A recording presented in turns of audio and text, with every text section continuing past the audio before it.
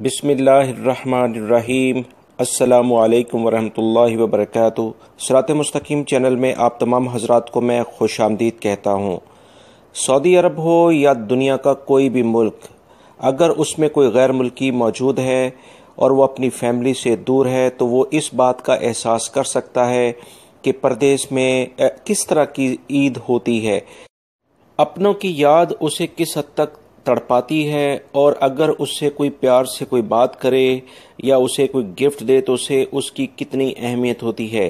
اسی طرح کا کچھ ایک واقعہ سعودی عرب میں پیش آیا ہے، جب ایک سعودی خاتون نے عید کی خوشیوں میں غیر ملکیوں کو شریک کیا، جو کہ بہت زیادہ سوشل میڈیا پر ویڈیو وائرل ہوا ہے۔ میں نے اکثر سعودی عرب میں یہ دیکھا ہے کہ عید کی خوشیوں میں سعودی شہری غیر ملکیوں کو بہت زیادہ شریک کرتے ہیں۔ اس میں مرد اور خواتین دونوں ہی شامل ہیں۔